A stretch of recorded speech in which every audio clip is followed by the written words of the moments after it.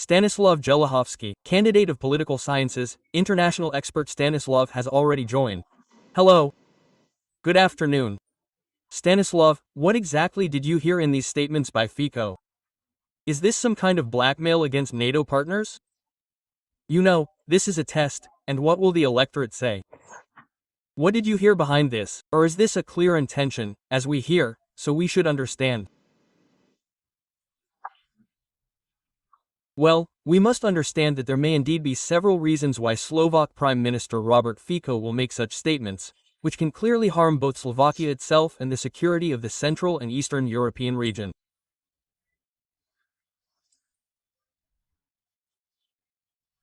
And we must also evaluate what we can hear now. This is in the context of the struggle for survival, of the Fico government, which we have been observing in recent months.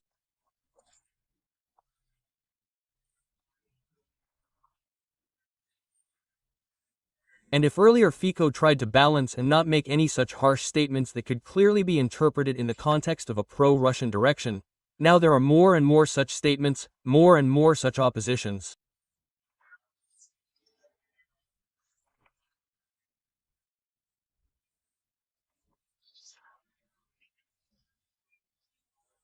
And I think that this may be precisely connected with Moscow's pressure on Bratislava and, with the goal of, let's say, having a profitable ally in countries, in such organizations as the European Union and NATO, that is, in the countries of the Western world.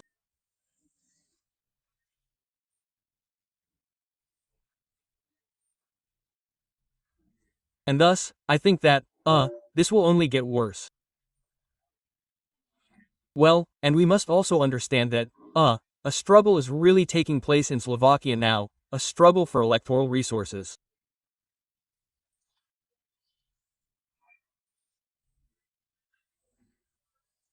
And Robert Fico would like, of course, to win over to his side as many voters as possible who are skeptics both in relation to membership in Slovakia, in the European Union, and in relation to membership in NATO, but also who are skeptics in the context of supporting Ukraine in its struggle against the Russian Federation.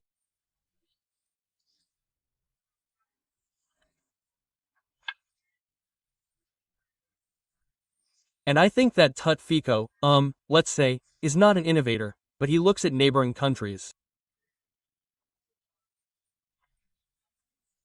And he can see such examples, for example, in Hungary or Poland.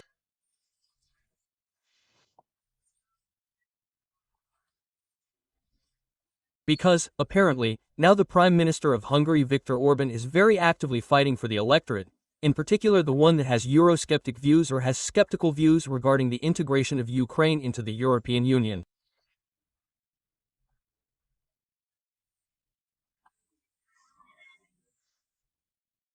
Now there is a plebiscite being held there, if you can call it that, in the context of seeing or not seeing Ukraine in the European Union.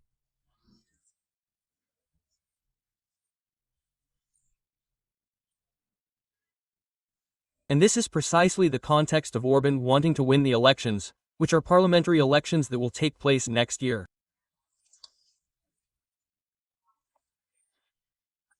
And now there, well, according to the polls that exist, the situation is disappointing for Orban and his political force Fidesz. And here, a lot is being said and written about the fact that Orban may lose power in his country.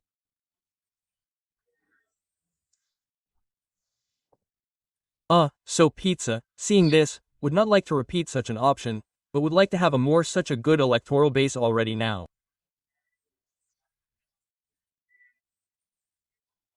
Yes, we can say that the elections are not that far away. Well, the elections are not that far away, but in principle they are not yet on the agenda in Slovakia.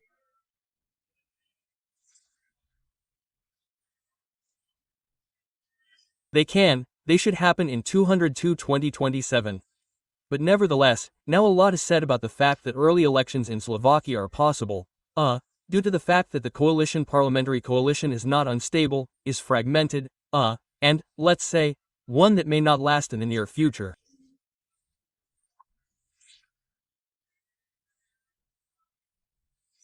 And, therefore, Fitz would like to have, such a strong electoral base already, to win the parliamentary elections again.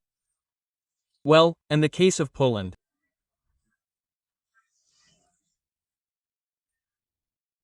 But we see how the Ms. elected President Karol Nawrocki, who, as a candidate, he received support from these ultra-right forces, which also have specific views on whether Poland should be in the Western Union or not.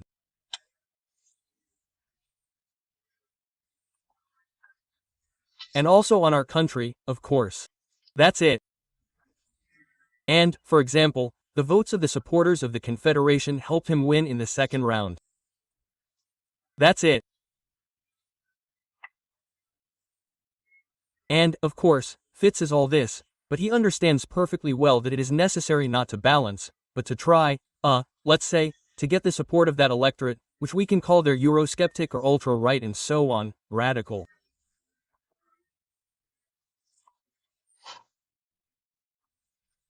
But it seems to me that this could be a shot in the foot, given that then he will have to, let's say, give back what was taken.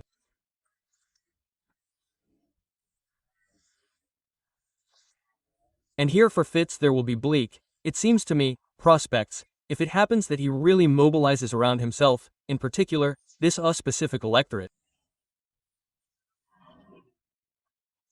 Here. And then, if he wins the next elections, urgent or early, and then, accordingly, it will be necessary to do everything possible to implement these or those promises.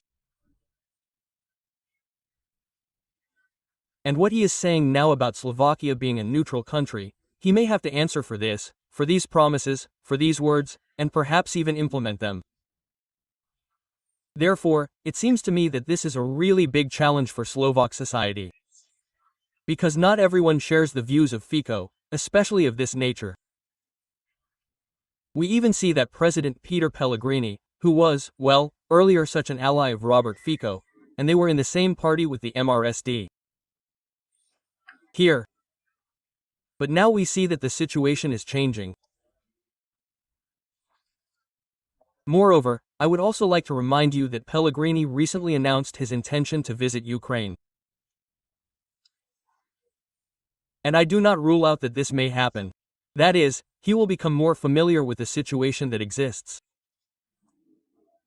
Although he knows our country, he is its.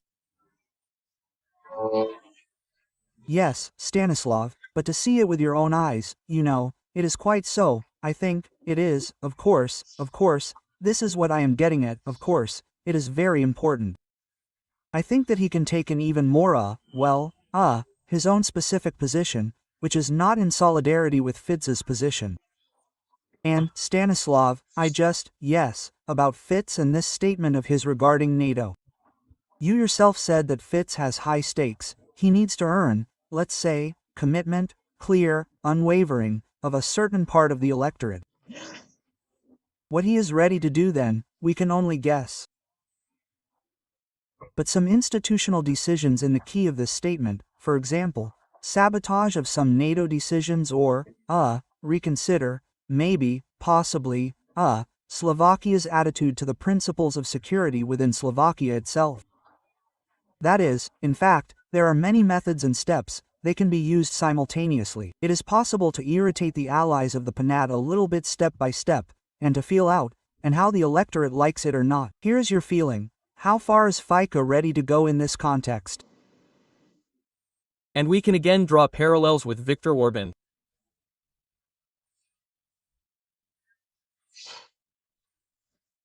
I want to remind you that even if, let's say, conditionally a year ago it was possible to come to an agreement with Orban in various ways, we remember how they took him, from the room where the voting took place, and let's say there were attempts to put pressure and attempts to persuade.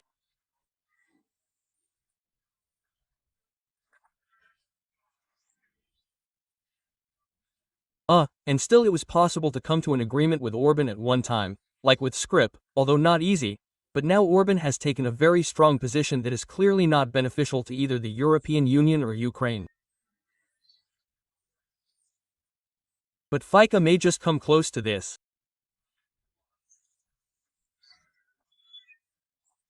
He is also very, he refocuses on what is happening, but what I just said, in fact, Orban is to some extent a model of behavior for him, and he can also create obstacles for us, for example, in the context of our European and Euro-Atlantic integration, or in terms of, for example, making certain important decisions in the European Union.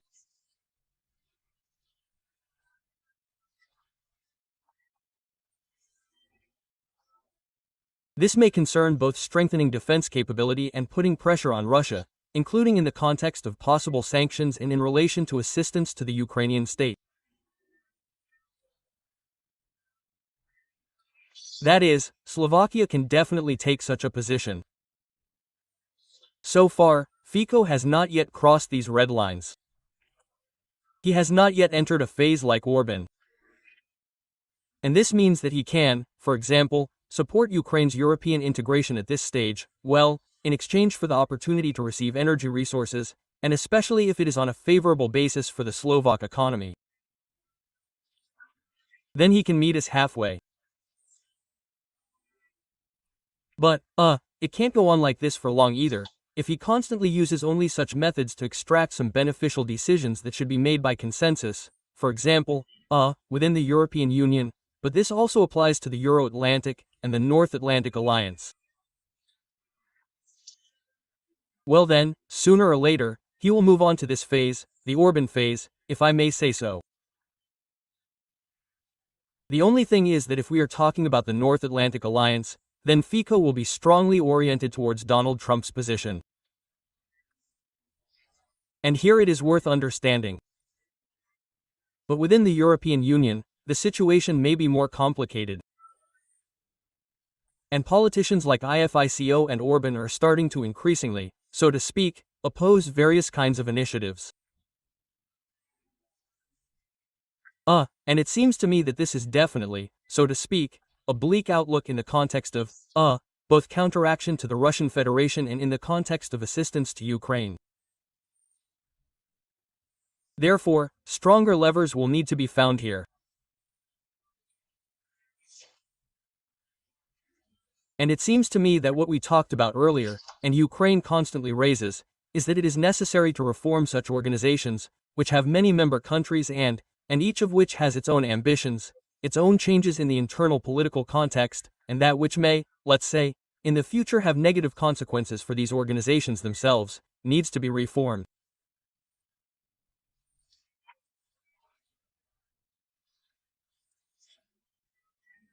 And the European Union, it really needs reforms in the context of being able to make decisions not unanimously, but still by a majority.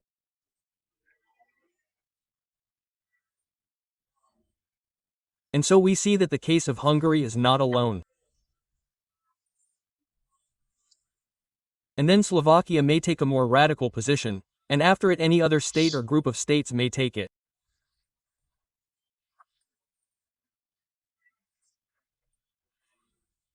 And then the question is, will such organizations be able to be effective, especially in the most critical and, let's say, more turbulent periods of human history? Yes.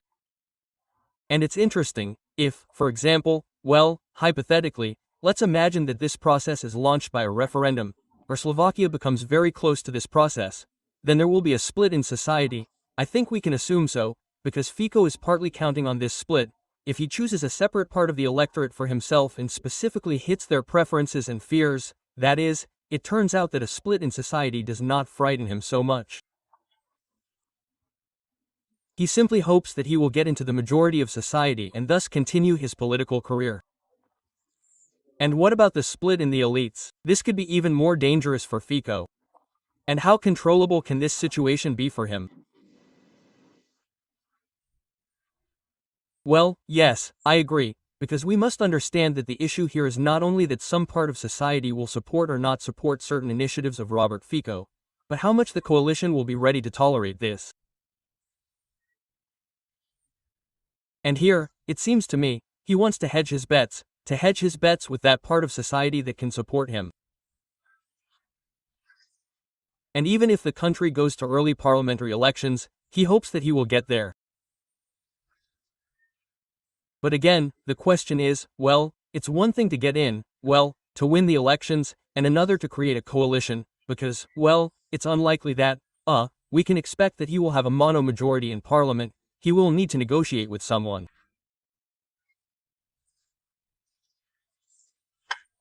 And if those political forces that oppose, these are those ideas of, Robert Fitz, his political force, and moreover, we don't know whether all his party members will be able to support him, get through.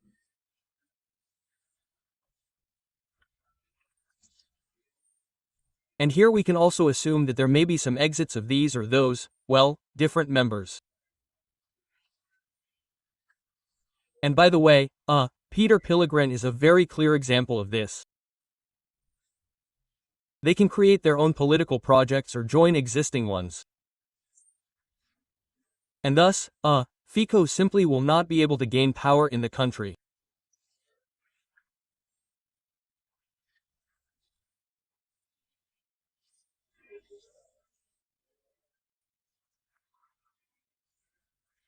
But those other political forces will be able to unite, even if they do not have all of these common views, and they may have many of their own visions, of how Slovakia should develop, but they can still, let's say, unite against the fact that SMERD does not have the opportunity, let's say, to have its own government, to receive portfolios in it and, in fact, so that the prime minister of this political force is not there and the prime minister of the country is elected.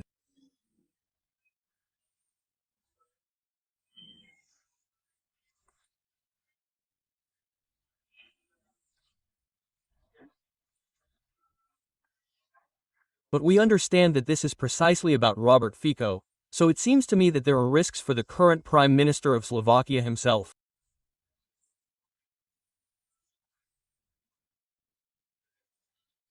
And if he continues to behave like this, I think that it may have negative consequences, both in the context of rejection of this by the political elites, and, of course, rejection by at least a part of Slovak society, although we do not know, perhaps there will be a majority of dissenters.